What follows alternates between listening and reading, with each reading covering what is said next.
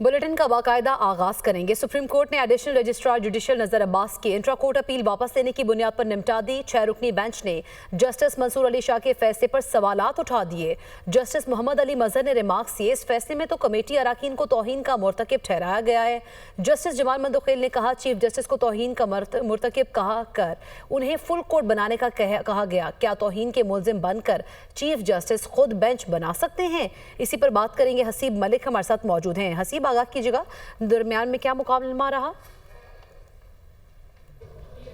देखिए, अहम ये केस था। बेसिकली ये तौहीन अदालत का केस था, जिसके अंदर एडिशनल रजिस्ट्रार नज़र अब्बास की जानिब से ये इंट्रा कोर्ट अपील दायर की गई थी, जिसे अदालत ने दरख्वास्त वापस लेने के ऊपर निपटा दिया है। समाअत का जब आगाज़ हुआ तो नज़र अब्बास के जो वकील थे वो रोस्ट्रम पर आए थे और उनकी जानिब से बेसिकली ये मौक़िफ़ इख्तियार किया गया था कि वो दरख्वास्त वापस लेना चाहते हैं, जिसके ऊपर अदालत की जानिब से ये इस्तफसार किया गया कि दरख्वास्त आप किस बुनियाद के ऊपर वापस लेना चाहते हैं। जिसके बाद जो वकील थे उनकी जानिब से जो आज मुख्तसर ऑर्डर, जो तहरीरी ऑर्डर भी जारी कर दिया गया है 2 रुकनी बेंच की जानिब से जस्टिस मंसूर अली शाह की जानिब से, उसका हवाला दिया गया कि उसके अंदर जो है वो तौहीन अदालत की जो कार्रवाई थी उसको ख़त्म कर दिया गया है और जो रजिस्ट्रार हैं उनके ख़िलाफ़ जो तौहीन अदालत की कार्रवाई थी उसको ख़त्म किया गया है, जिसकी बुनियाद के ऊपर ये दरख्वास्त जो है वो वापस लेना चाहते हैं। जिसके बाद अदालत में जो है मुख्तलिफ जो है वो रिमार्क्स भी दिए गए। बेसिकली जस्टिस अतर मिनल्ला की जानिब से ये पॉइंट उठाया गया कि जिस इस कोर्ट के सामने जो मौक़िफ़ या जो मामला इस वक्त मौजूद नहीं है उसके ऊपर हम डिस्कस नहीं करेंगे। जो दरख्वास्त थी वो तौहीन अदालत के मामले की हद तक थी, उसको वापस ले लिया गया है, तो इसको जो है निपटा दिया जाए, क्योंकि इसके अलावा अगर कोई मामलात के ऊपर बात होती है तो उनकी जानिब से ये इंदिया दिया गया था कि वो इस बेंच से अलहदा हो जाएंगे। जिसके बाद अदालत ने जो है दरख्वास्त को वापस लेने की बुनियाद पर निपटा दिया है। इसके साथ साथ जो 4 दीगर जो बेंच के 4 दरख्वास्त को निपटा दिया गया। हसीब मलिक आगाह कर रहे थे, आपका शुक्रिया।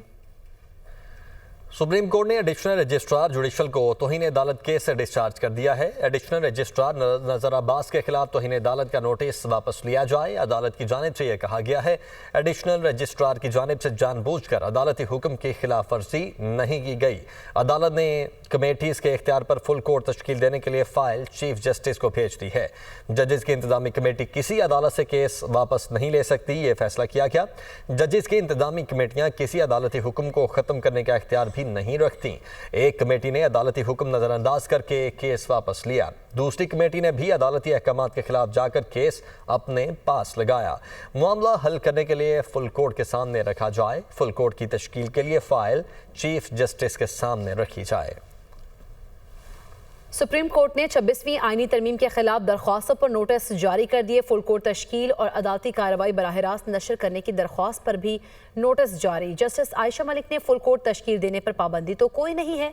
वकील फैसल सिद्दीकी बोले, 26वीं तरमीम इख्तियारात की तकसीम के उसूल के खिलाफ है। एडवोकेट अजीज भंडारी ने कहा, 26वीं तरमीम की मंजूरी के वक्त ऐवान नामुकम्मल था। जस्टिस जमाल मंदोखेल ने वकील से इस्तफसार करते हुए कहा कि 26वीं तरमीम के लिए कुल मेंबर्स पर वोटिंग हुई है या दस्तयाब मेंबर्स पर।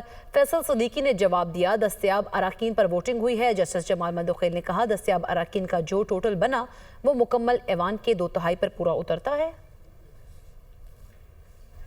चीफ जस्टिस पाकिस्तान याहिया अफरीदी की ज़ेर सदारत जुडिशल कमीशन का इजलास 11 फरवरी को तलब कर लिया गया है। इजलास में सुप्रीम कोर्ट में 8 नए जजेस लाने के लिए हाई कोर्ट जजेस के नाम पर गौर किया जाएगा। हाई कोर्ट के पहले 5 सीनियर जजेस से तैनातियां की जाएंगी।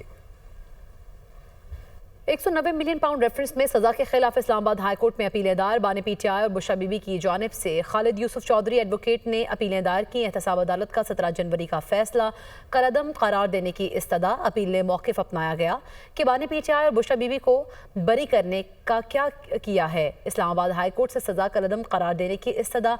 नैब ने बदनीति से अपने इख्तियारात का गलत इस्तेमाल किया। नामुकम्मल तफ्तीशी बुनियाद पर जल्दबाजी में सजा सुनाई गई। नेशनल क्राइम एजेंसी से मुआहदे का मतन हासिल न करना तफ्तीशी एजेंसी की हिचकिचाहट को वाज़ेह करता है। एनसीए हुकाम को शामिल तफ्तीश भी नहीं किया गया। इस्तगासा मुकम्मल शवाहिद पेश करने में नाकाम रही। 190 मिलियन पाउंड रेफरेंस में सजा के खिलाफ इस्लामाबाद हाई कोर्ट में अपीलें दायर। बानी पीटीआई और बुशरा बीबी की जानिब से खालिद यूसुफ चौधरी एडवोकेट ने अपीलें दायर की हैं। एहतसाब अदालत का 17 जनवरी का फैसला कलअदम करार देने की इस्तदा भी की गई है।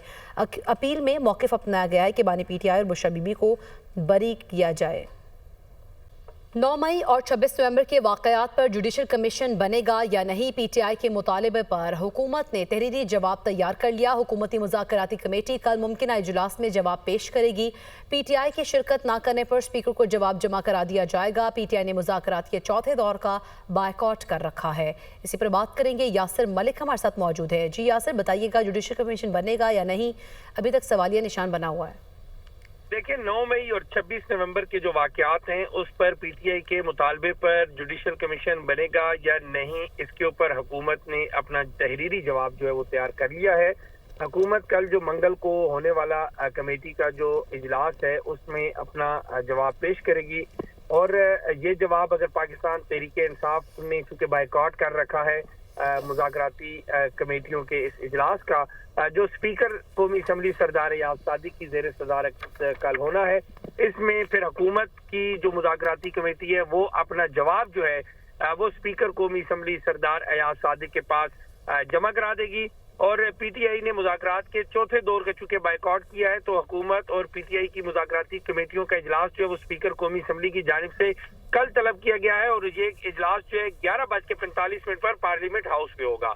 और इसमें जो हुकूमती जो मुज़ाकराती कमेटी है वो कल अपना तहरीरी तौर पर जवाब जो है, क्योंकि तहरीरी तौर पर मुतालबात पेश किए जा चुके हैं पीटीआई की जानिब से, तो अब तहरीरी तौर पर अपना जवाब जो है वो हुकूमत जो है वो स्पीकर याद सादिक के पास हुकूमती मुज़ाकराती कमेटी जो है वो जमा करवाएगी। जी ठीक है, बहुत शुक्रिया यासिर मलिक, आप हमें आगाह कर रहे थे। अभी आपको बराह रास्त ले चलते हैं, बैरिस्टर गौहर मीडिया टॉक कर रहे हैं। अली अमीन गंडापुर साहब ने ऑल पार्टीज़ कॉन्फ्रेंस बुलाई थी, 20 से ज़्यादा पॉलिटिकल पार्टीज़ ने शिरकत की, ज़्यादातर रिलीजियस पार्टीज़ थी जिन्होंने शिरकत की। उसका एलामिया भी इंशाअल्लाह ताला आपके पास आएगा और उसकी जो सारी कंसेंसस डेवलप्ड हो गई वो भी आपके पास आएगा। पाकिस्तान तहरीक इंसाफ और केपीके की हुकूमत ये कोशिश कर रही है कि टेररिज्म के ख़िलाफ़ और कुरम के इश्यूज़ पे एक कंसेंसस डेवलप की जाए ताकि एक लोगों का जो मसाइल है उसका एक सलूशन पॉलिटिकल हम निकालें। अपने लोगों के साथ आप लड़ नहीं सकते, अपने लोगों को बेदर कर। Your son, government officials, ladies and gentlemen, excellencies, अस्सलाम वालेकुम। ख़वातीन व हज़रात, मैं आपको सबको यकीन दिलाना चाहता हूँ, इंशाअल्लाह पाकिस्तान अपने पाँव पे खड़ा होने के लिए हम सब मिलकर दिन रात काविशें कर रहे हैं और अल्लाह ताला के फज़ल करम से ये मेहनत जो रंग ला रही है और खुदा की मेहरबानी से इस वक्त आपकी जो महंगाई की शरह वो 5% से कम है।